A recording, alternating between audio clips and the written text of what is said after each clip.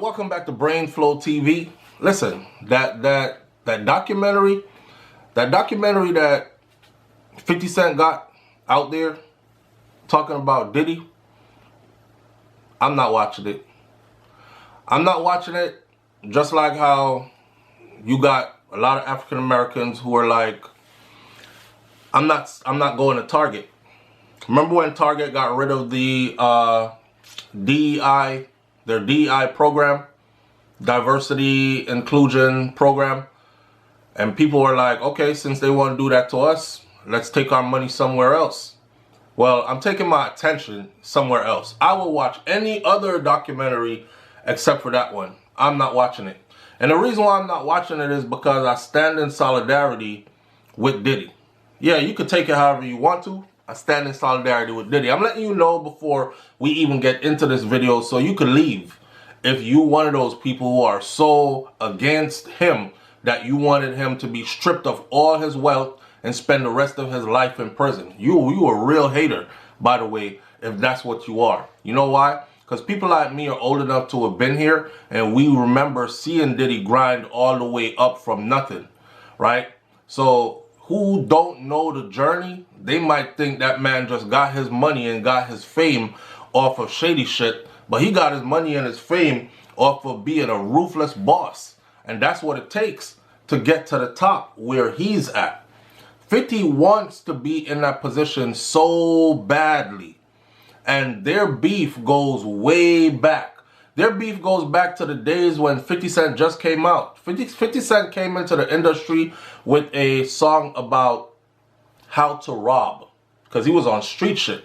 He had got shot up, and you know how to rob. When he did how to rob, I think he got shot up after.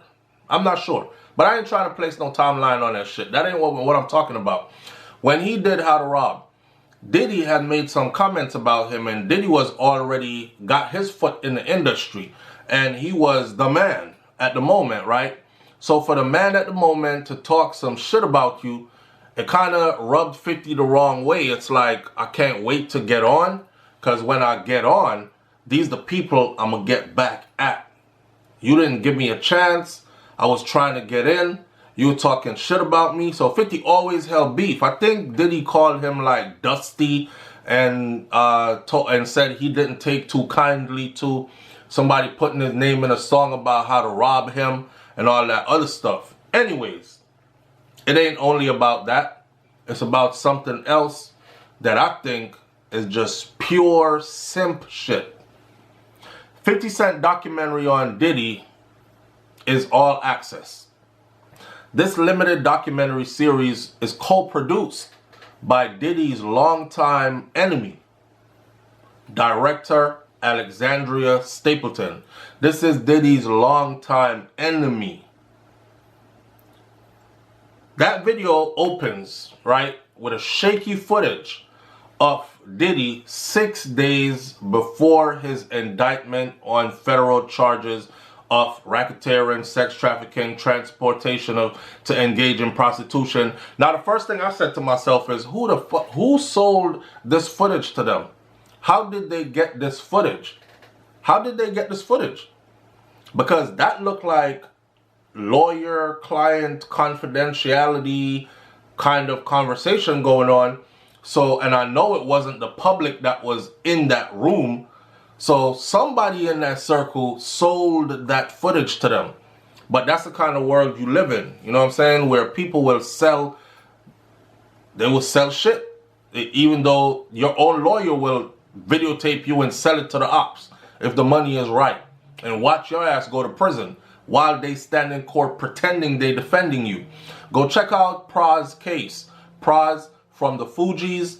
Praz's attorney sold some stuff to the ops and to the media that should not have been released to the media. He got caught up on charges as well while he's trying to defend this man. If you're really trying to defend me, why are you taking our secret conversations, client, lawyer, confidentiality? That's kind of like your doctor. You talking to your doctor, and your doctor take your information and go sell it to TMZ. Now TMZ is out here with it like, oh, we have proof that he tested positive for gonorrhea. Yep, we got a doctor's note right here. And you're like, damn, I got some pussy and I got burnt and I went to my doctor and my doctor sold my fucking medical records to TMZ. You see what I'm saying? I say all that to say this is like some shady shit. I just don't like seeing black men. Like listen, it's no secret. They were after Diddy simply because he's a mogul. You don't see too many black moguls out here flexing and showing their teeth and showing their muscles and standing proudly. And then on top of that, Diddy started talking that whole black unity thing, and we need to combine our resources, pool our resources together and start buying this and owning that and having our own networks, and when we put our own movies out and our own this and our own that and our own radio stations and our own this. When you start talking like that and you get to, don't forget what happened to Bill Cosby. So when you start talking like that, you are already in the crosshairs, right? You're already in the crosshairs, kind of like Black Wall Street. It's like they say to you, why don't y'all build your own? And we said, okay, fuck it, we'll build our own. And we go build our own, and they bomb it and burn it down. And then they say, why don't y'all build your own again? And you're like, well, you know, y'all bombed and burnt down. We did build our own. We had our own banks. We had our own hospitals. We had our own schools. We had our own. And they're like, yeah, whatever. That was long ago. Why don't you build it again? I'm not going to keep building the shit for you to keep bombing it and blowing it down. I guess the other way around is to either take over, infiltrate, or become a part of your shit because it's yours. So you won't, hopefully you won't bomb or burn it down because you're invested, right? I don't know, man. I just don't like how the feds came at Diddy and they were like, their main goal after he's convicted, if he is convicted, is to confiscate all his assets, both personal and business. And they are going to liquidate all. They listed the shit. The man was up there talking, saying he wants the mansions, the private jets, the yachts, the everything, the bank accounts, the savings, the checkings, the business account. And he wants to liquidate all his assets and distribute it to the people who are considered victims in the trial. There was an agenda. Because the whole time we watched the trial, all we saw was a domestic violence case. You know what I'm saying? That's all I saw, a domestic violence case. And I was like, when the fuck, when are they going to prove sex trafficking? When are they going to prove racketeering? I'm waiting for the evidence. I'm waiting. Because if he guilty, he guilty. Ain't no two ways about it. If he's guilty, send his ass to prison. He's guilty. Couldn't find any of that shit. Couldn't find none of it. And then the end of the trial, when one of the Jane Does wrote a letter in, everybody want to act like they didn't see that letter. The third Jane Doe, the one who did not show up to testify.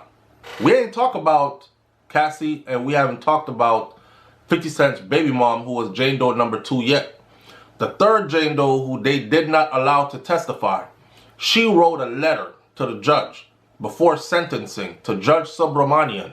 She said, when the feds came to me and they told me there was a case against Diddy and they're seeking certain information, I opened my phone, I opened my personal stuff, I gave them everything I had.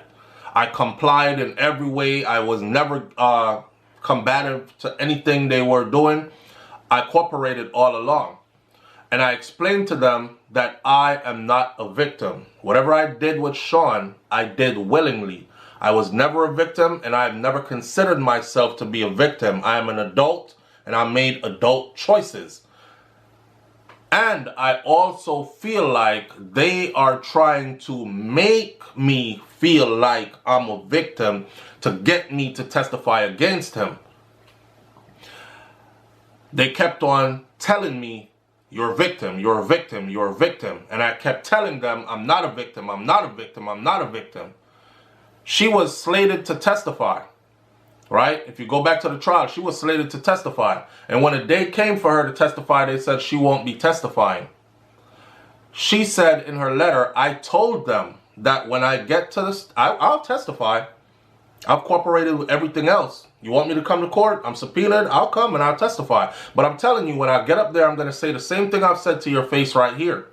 They didn't want me to say that. They wanted me to say. So that's coercion. They were trying to coerce her behind the scenes, trying to get her to say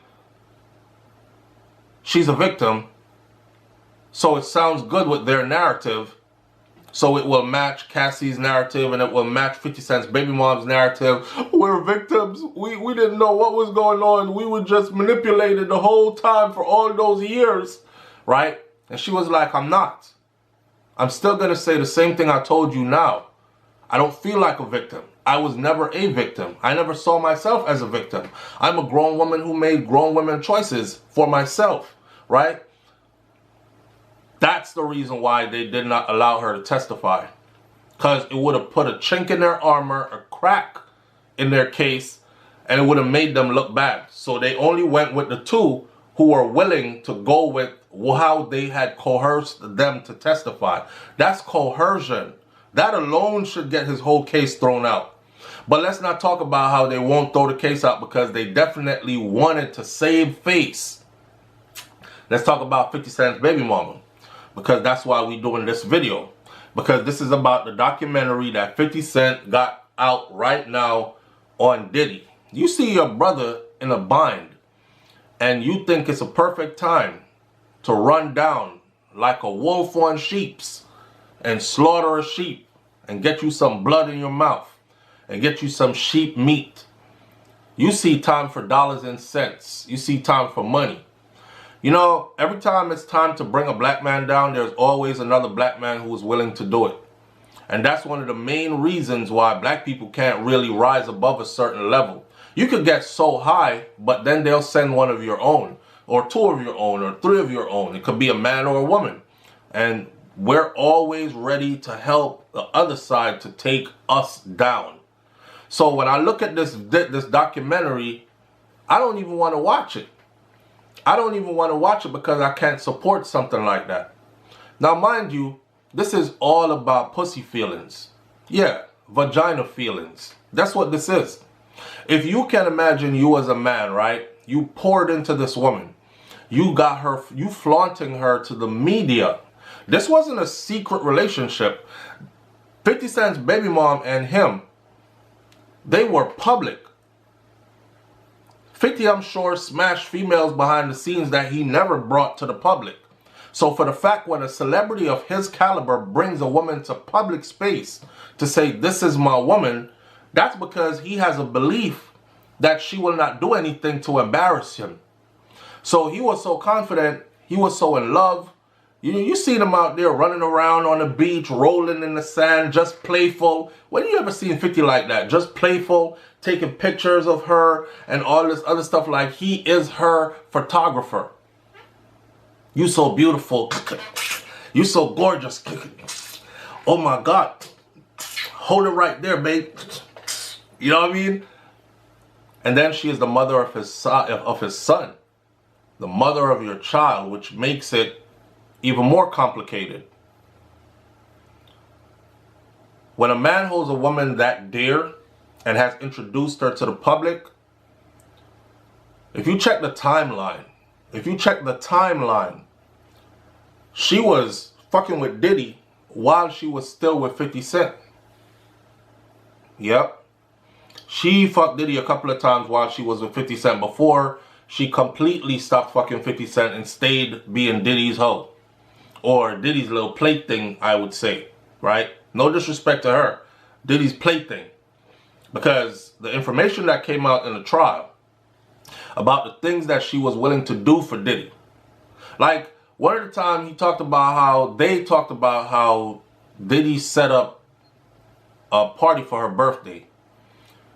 And the party for her birthday involved multiple men that she got to have intercourse with. Multiple men on her birthday night. And she thanked him for it. And they asked her about it in court. Like, I thought you said you weren't into all this stuff, so how come you're thanking him for it? How come you saying How come you saying, thank you, thanks for your attention to detail, you know, you got everything just right, like I loved it, I enjoyed it. How come you did all that if you weren't into it? Because she did it in a text message. I believe it was the next day or right after or whatever, the next day. And they got that text message in court. And she gave some excuse about she wasn't talking about the escorts that he brought, the male escorts. She was talking about like the decorum and the way the place was laid out. Yeah, right. So for you as 50 Cent, right, big head honcho, boss man, head of G Unit, for your bona fide woman to be willing to be a hoe, prostitute, whatever you want to call it. He called her a prostitute, right? A little prostitute. That's what 50 called her, publicly. So let's go with that. For her to be willing to be a prostitute to your arch nemesis, instead of being a dedicated wife to you, it must make you feel some type of way. You know, he's in his bitter baby daddy phase. It's kind of like a woman who is like, she goes to the gym, she eats right, her whole body is tight, she looks good, and then her husband starts cheating and has an affair with a little fat chick. Blows her fucking mind, and she's like, oh my God, and look at her. What about her made you choose her over me? Is there something wrong with me? Am I not perfect? Do I not diet enough? Do I not eat right and go to the gym and work out? I have a six-pack. My ass is as tight as you could bounce a quarter off of it. How come you went with that big, round, fluffy thing? She looks like she eats a tub of ice cream a day. Why me? Oh! And then now she starts going to the gym even harder. Or now she said, fuck the gym because the gym ain't working. She starts eating a tub of ice cream. That's where 50 Cent is at. He hurt so deeply in his feelings, he can't figure out why she chose that over what he was able to provide. 50 got money. 50 got fame. 50 could have provided her with everything that she was getting from Diddy. Why didn't she want it from him? Maybe because he wanted more control. He was like, yes, stay home, take care of stuff, blah, blah, blah. I don't know. And she's like, I want to live a freer kind of life. So Diddy's life is more exciting than yours, and he's offering better things than yours. These women ain't nothing to play with, man. It's their life to live. And when they're ready to tell you it's their life to live, it's their life to live. I'm saying to 50, why you mad at that man when your woman chose him? He didn't kidnap her. He didn't hold her at gunpoint. She was in court testifying against him, saying that she don't want to be here testifying against him. She was in court telling them that even at this very moment while I'm here testifying against him, he is the one that's paying my bills, paying the bills for where I stay. And he gives me $10,000 a month. And they're like, $10,000 a month on top of him paying the bills? What does he give you that for? She goes, just spending money. So I don't know if 50 wasn't giving her enough pocket money. I'm sure he was going to take care of all the bills. I don't see it where 50 would be like, we got to split the bills 50-50. And if you don't have your half. You know what I'm saying? I think 50 would be taking care of all the bills. But were you giving her $10,000 a month to spend? Or maybe you were leaving her out of the excitement and she wanted to be a part of the excitement. I don't know what the case is. But I know 50 on some bitter baby daddy carrying, we call it in Jamaica, we call it carrying pum-pum feelings. He carrying pum-pum feelings, bro. He's so hurt that he went and made a whole documentary. And I think he put up I seen something. Today we live in a world of AI. So when you see shit online now, you got to question it. Because you don't even know if it's really that person's official account. You don't know if they really said that, because people can make a video of you saying shit you never said. Make a video of you being in places you have never been in your life. So I take it with a grain of salt, right? I'm very cautious because I don't want nobody to sue me. But I saw a post yesterday that looked like it came from 50 Cent's account where it said something about I put this documentary out and it seems like y'all really like it. Let me find out y'all really like it, because if you really like it, I'll put out another one or I'll do more. Stop, bro. Stop. Even though I know I can't tell you to stop when the bottom line is dollars and cents and dehumanization or destruction of. Now there's another angle you got to look at this from, right? 50 wants that position that Diddy is in. The liquor lines, the successful liquor business. Diddy had Ciroc for the longest. I had never been to a club or a party and somebody said, pass me a bottle of that Bronson, whatever 50's thing name is. I can't even remember the name of it. Me get a bottle of the Bronson something. I've never heard somebody say that. Every time I go out though, I see a whole lot of Ciroc bottles all over the place. Which tells me, if Diddy was involved in Ciroc, he must be getting a whole lot of money. Who is Ciroc shit?